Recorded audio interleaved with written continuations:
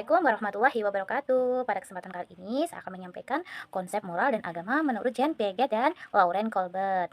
Jean Piaget dan Lauren Colbert adalah dua tokoh penting dalam psikologi perkembangan yang memberikan wawasan mendalam tentang pemahaman manusia akan konsep moral dan agama. Moralitas otonom. Oke, kita akan bahas tentang moralitas heteronom. Apa itu moralitas heteronom? Moralitas heteronom adalah pada masa ini anak-anak belum mengetahui tentang peraturan yang sebenarnya itu bisa kita ubah. Tapi di masa ini anak-anak tidak mengetahui itu. Jadi dia berpikirnya peraturan itu harus ditaati sesuai dengan peraturan yang ada. Misalkan peraturan dari guru dan orang tua. Kalau dari orang tua, adik tidak boleh gini. Biasanya anak-anak kan selalu nurut apa kata orang tuanya karena nanti takut akan konsekuensinya. Kenapa pandangan ini bisa muncul? Karena ada beberapa aspek, 4 lah aspeknya. Yang pertama, dari otoritas orang dewasa. Biasanya anak itu mudah terpengaruh oleh orang tua atau oleh gurunya. Biasanya anak-anak itu kalau dikasih peraturan, adik jangan gini, di sekolah nggak boleh gini, nggak boleh gini, dia tuh percaya nanti dapat konsekuensinya begini begini. Jadi anak kan jadi takut atau apalah, pokoknya intinya di masa ini anak-anak itu lebih percaya karena pengetahuannya belum terlalu luas. Yang kedua, pemikiran konkret. Pada usia ini anak-anak cenderung berpikir secara konkret dan belum berkembangnya pemikiran abstrak. Hal ini menimbulkan mereka sulit memahami aturan yang bisa diubah atau dinegosiasikan sesuai dengan konteksnya atau sesuai dengan kondisi yang ada. Ketiga, pengalaman terbatas. Apa pengalaman terbatas itu? Jadi gini, anak-anak itu kan belum ada pengalaman apabila sebuah aturan itu bisa diubah dan dikondisikan. Jadi cara berpikir anak itu, aturan yang ada juga harus ditaati sesuai dengan aturannya gitu. Dan yang keempat adalah kebutuhan akan struktur.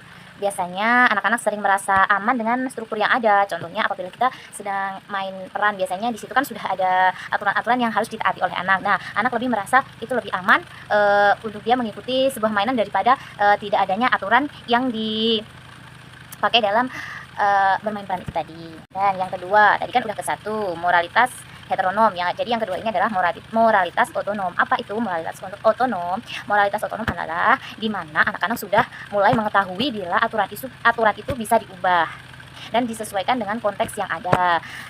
Tidak melulu kita mengikuti aturan yang diberlakukan atau yang dibuat oleh otoritas eksternal.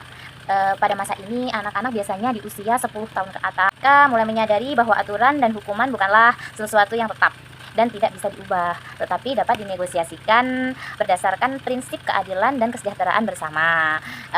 Jadi pemikiran anak itu sudah mulai terbuka jika aturan itu harus berjalan apabila di dalamnya itu terdapat keadilan dan kesejahteraan bersama gitu. Dia sudah mulai mengerti mana aturan yang akan diikuti dan mana aturan yang bisa dirubah. Anak-anak mulai mengerti pentingnya nilai dalam dalam tindakan, bukan hanya konsekuensinya gitu.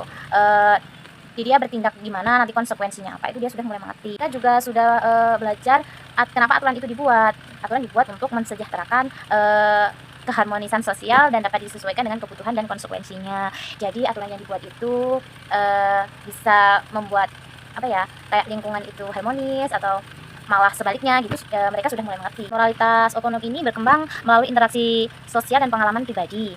Jadi pengalaman pribadi si anak tadi, di mana anak-anak terlibat dalam diskusi dan kerjasama dengan orang lain. Jadi dia bisa mendalami dan melihat berbagai aspek dan pengembangan yang lebih dalam tentang keadilan etika. Dalam masa ini anak-anakku sudah mulai berpengalaman lah tentang bagaimananya sebuah aturan itu dibuat. Sedangkan menurut Lauren Colbert, pemahaman moral anak berkembang dari kepatuhan terhadap aturan demi menghindari hukuman-hukuman. Jadinya menurut Colbert ini lebih baik mematuhi aturan-aturan yang ada biar kita terhindar dari hukuman-hukuman. Menurut Colbert, teori perkembangan moral terdiri dari 3 tingkat utama dan 6 tahap. 3 tingkat utamanya apa aja? 1. Prakonvensional, 2. Konvensional, 3. Pasca konvensional. Apa itu prakonvensional? Kepatuhan terhadap nilai-nilai dan norma-norma sosial. Kedua, konvensional, moral yang didasari pada prinsip etis. Dan yang ketiga, pasca konvensional, konteks agama. Mungkin melihat bagaimana individu itu memahami atau menafsirkan nilai-nilai religius sejalan dengan tahap perkembangan moral mereka.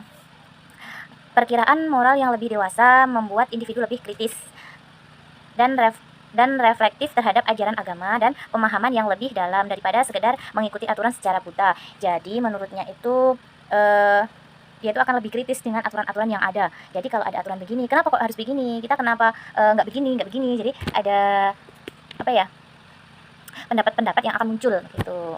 Secara keseluruhan tentang pendapat Piaget dan Colbert menekankan pentingnya perkembangan kegiatan dan sosial dalam pembentukan pemahaman moral dan religius, meskipun pendekatan mereka berbeda dalam hal fokus dan tahap perkembangannya. Terima kasih, semoga bermanfaat. Wassalamualaikum warahmatullahi wabarakatuh.